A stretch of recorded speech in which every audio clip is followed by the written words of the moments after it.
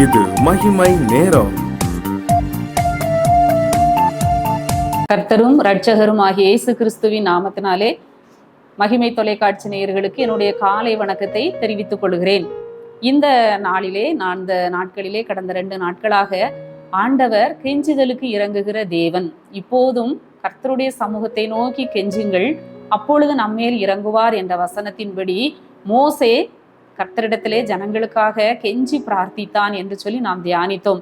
அது மாத்திரமல்ல, இன்னும் கூட யாக்கோபை குறித்து நாம் நேற்றைய தினத்திலே தியானித்தோம். யாக்கோபு தன்னுடைய போராட்டத்தில் இருந்து விடுதலை பெறுவதற்காக தேவ சமூகத்திலே தேவனோடு கெஞ்சி அழுது ஜெபித்ததை நாம் தியானித்தோம்.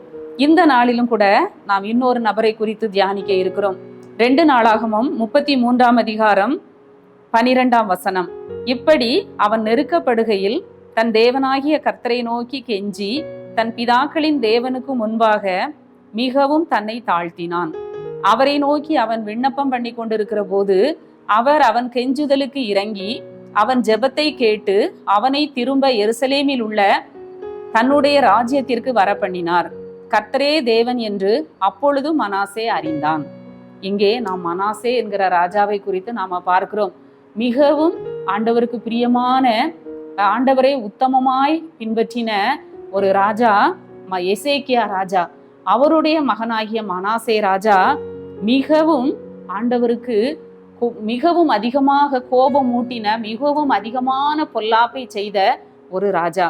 33ஆம் அதிகாரம் 3ஆம் வசனத்தில் இருந்து நாம வாசிக்கிறோம். தன் தகப்பனாகிய எசேக்கியா தகர்த்து போட்ட பலிபீடங்களை, மேடைகளை திரும்ப எடுப்பிக்கிறார்.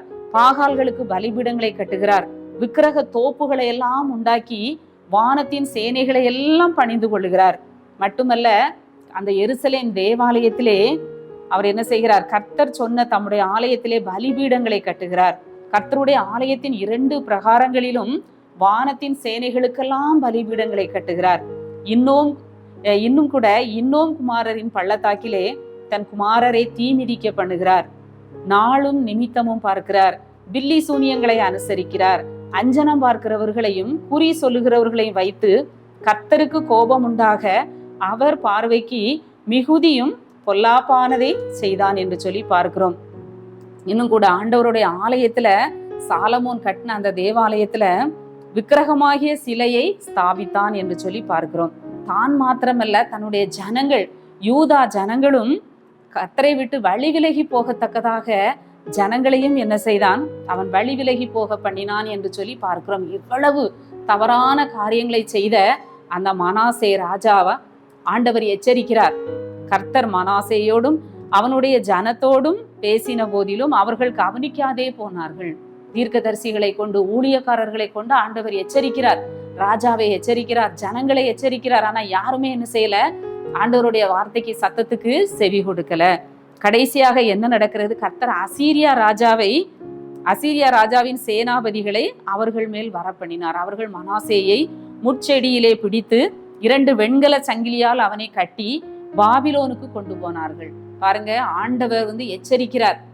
ஆண்டவர் நம்ம தவறு செய்கிற பொழுது, வழி விலகுகிற பொழுது, பாவம் செய்கிற பொழுது ஆண்டவர் ஏதோ ஒரு வழியிலே நம்ம எச்சரிக்கிறார். வசனத்தின் மூலமாக, இன்னும் கூட ஊழியக்காரர்கள் மூலமாக, வார்த்தைகள் மூலமாக நம்மை ஆண்டவர் எச்சரிக்கிறார். நம்ம கவனியாதே போகிற பொழுது அங்கே ஆண்டவர் விரோதிகளை எழும்ப பண்ணுகிறார், சத்துருக்களை எழும்ப பண்ணுகிறார்.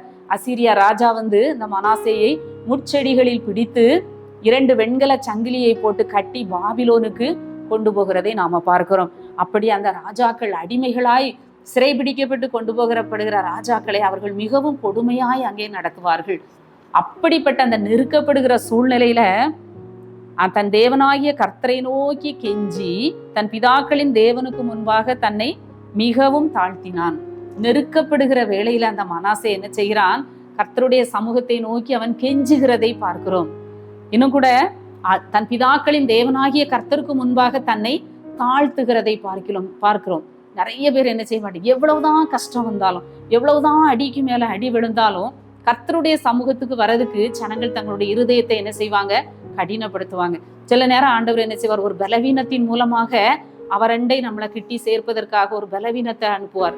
ஒரு வியாதி வரலாம், பொருளாதார பிரச்சனை வரலாம், நமக்கு விரோதமாக மனிதர்களை ஆண்டவர் எழும்ப பண்ணுவார். நாம புரிந்து கொள்ளணும், கர்த்தர் நம்ம வழி விலகி போகிறோம், நம்மை அவர் என்ன செய்கிறார், சிட்சித்து தம்மண்டை சேர்த்து கொள்ளுகிறார் என்று சொல்லி நாம் உணர்ந்து கொள்ள வேண்டும்.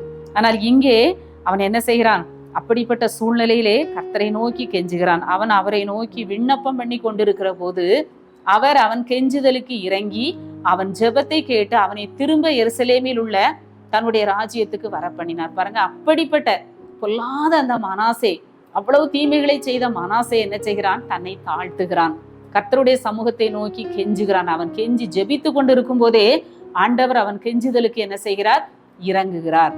ஆம், நம்முடைய ஆண்டவர் கெஞ்சுதலுக்கு இறங்குகிற தேவன். நம்முடைய பிள்ளைகள் கெஞ்சி கேட்கிற பொழுது நம்ம என்ன செய்திருவோம், எவ்வளவுதான் மனசு கடினமாக இருந்தாலும், எவ்வளவுதான் கோபமாக இருந்தாலும், பிள்ளைகள் நம்மளை ப்ளீஸ் கெஞ்சி கேட்கிற பொழுது, தயவு பண்ணி நம்மகிட்ட ஒரு காரியத்தை கேட்கிற பொழுது நம்ம என்ன செய்வோம், இறங்கி விடுவோம். ஆண்டவரும் அப்படித்தான். அவன் ஜெபத்தை கேட்டு அவனை திரும்ப எருசலேமுக்கு வர பண்ணினார். ஒரு முடியாத காரியம், அடிமையாய் சிறைபிடித்து ஒரு ராஜா இன்னொரு ராஜாவை கொண்டு போயிருக்கிற இடத்துல திரும்பவும் அவன் என்ன செய்கிறான், அவனை எருசலேமுக்கு திரும்பி வர பண்ணுகிறான். ஆண்டவர் அற்புதமாக அவனுக்கு கெஞ்சுதலுக்கு இறங்கி அவன் ஜெபத்தை கேட்டு திரும்பவும் அங்கே அப்பொழுது மனாசே என்ன செய்கிறான், அப்பொழுது கர்த்தரே தேவன் என்று மனாசே அறிந்தான். பாருங்க, நாமும் என்ன செய்ய வேண்டும், இப்படிப்பட்ட நெருக்கங்கள் வாழ்க்கையில வரும்பொழுது, இக்கட்டுகள் வரும்பொழுது கர்த்தருடைய சமூகத்துல போய் நம்ம என்ன செய்திடணும், விழுந்துடணும். தாவீது சொல்லுவாரு, அழகா சொல்லுவாரு, இப்போதும் நான் கர்த்தருடைய கையிலே விழுவேனாக. மனுஷருடைய கையில நான் என்ன செய்யக்கூடாது, விழக்கூடாது, கர்த்தருடைய கரத்திலே நான் விழுவேனாக. ஏன்னா அவரிடத்தில் இரக்கங்களும் கிருபைகளும் உண்டு, மனுஷங்கிட்ட கிடையாது. மனுஷன் கையில போய் நான் என்ன செய்திடக்கூடாது, விழுந்துடக்கூடாது. கர்த்தருடைய கரத்திலே கையிலே விழுவோமாக. ஏன்னா அவரிடத்துல இரக்கம் உண்டு. இந்த கிருபையின் நாட்கள்ல நாமும் என்ன செய்வோம், எவ்வளவுதான் தப்பு பண்ணி இருந்தாலும், எவ்வளவு பெரிய பாவியாக இருந்தாலும், ஆண்டவருக்கு நம்ம துரோகம் பண்ணி இருந்தாலும், இப்படிப்பட்ட நெருக்கப்படுகிற காலத்திலே கர்த்தரிடத்திற்கு நாம வருவோம், ஆண்டவருடைய சமூகத்தை நோக்கி கெஞ்சுவோம், நம்முடைய பாவங்களை அறிக்கையிடுவோம், நம்முடைய குற்றங்களை நம்ம அறிக்கையிடுவோம். ஆண்டவரிடத்திலே நாம என்ன செய்வோம், கெஞ்சி ஜெபிக்கிற பொழுது, விண்ணப்பம் பண்ணுகிற பொழுது கர்த்தர் என்ன செய்வார், நம்முடைய ஜெபத்தை கேட்டு திரும்பவும் நம்ம என்ன செய்வார், பழைய நிலைமைக்கு நம்மை கொண்டு வருவார். கர்த்தரே தேவன் என்று மனாசே அறிந்தது போல நாமும் அறிந்து கொள்ள முடியும். அதற்கு பிறகு நாம பார்க்கிறோம், யூதா இஸ்ரவேலின் தேவனாகிய கர்த்தரை சேவிக்க வேண்டும் என்று சொல்லி அவன் யூதா எங்கும் என்ன செய்கிறான், கட்டளை கொடுக்கிறான். யூதாவுக்கு கட்டளை இட்டான், எல்லாரும் கர்த்தரை தான் சேவிக்கணும்னு சொல்லி அவன் மக்களுக்கு கட்டளை கொடுக்கிறதை நாம பார்க்கிறோம். நம்முடைய வாழ்க்கையிலும் கூட கர்த்தர் இப்படிப்பட்டதான காரியங்கள் வரும்பொழுது நாம் அவரை நோக்கி கெஞ்சி ஜெபிக்க வேண்டும், நாம் நம்மை தாழ்த்த வேண்டும் என்று சொல்லி ஆண்டவர் விரும்புகிறார். இருதயத்தை கடினப்படுத்தாதபடி எந்த பாவியும் அவரிடத்திற்கு வரும் பொழுது ஆண்டவர் இரக்கம் செய்கிறார். எந்த பாவியாயினும் அவர் தள்ள மாட்டேன் என்கிறார். எப்பேற்பட்ட ஒரு சூழ்நிலையிலே நம்ம இருந்தாலும் கர்த்தரிடத்திற்கு நம்ம வருகிற பொழுது அவர் இரக்கமுள்ள தேவனாக இருக்கிறார். இந்த காலை வேளையிலே ஆண்டவருடைய முகத்தை நோக்கி பார்த்து நாமும் இரக்கத்துக்காக கெஞ்சுவோம். எங்களை நேசிக்கிற நல்ல ஆண்டவரே, நல்ல காலை வேளைக்காக உம்மை துதிக்கிறோம், உம்மை ஸ்தோத்தரிக்கிறோம். இந்த நாளிலும் ஆண்டவரே, மனாசேயின் ஜெபத்துக்கு கெஞ்சுதலுக்கு நீர் இறங்கி ஆண்டவரே அவனுடைய ஜெபத்தை கேட்டு திரும்பவும் எருசலேமுக்கு வர பண்ணினீர். சிறைபிடித்தவர்கள் கண்களிலே தயவு கிடைக்க பண்ணினீர் என்று சொல்லி நாங்கள் பார்த்தோம். எங்கள் வாழ்க்கையிலும் கூட நாங்கள் உமக்கு விரோதமாக பாவம் செய்திருந்தாலும் ஆண்டவரே, உம்மை விட்டு நாங்கள் தூரம் போயிருந்தாலும் ஆண்டவரே, நாங்களும் எங்களை தாழ்த்தி உம்முடைய சமூகத்திலே கெஞ்சி ஜெபிக்க கேட்கிற ஒவ்வொருவருக்கும் ஆண்டவர் கிருபை செய்யும். இந்த நாளை ஆசீர்வதித்து கொடுங்க. நாள் முழுவதும் உங்க பிரசன்னம் எங்களை தாங்கி வழி நடத்தட்டும். மீட்பர் இயேசு கிறிஸ்துவின் மூலம் ஜெபிக்கிறோம் நல்ல பிதாவே, ஆமேன்.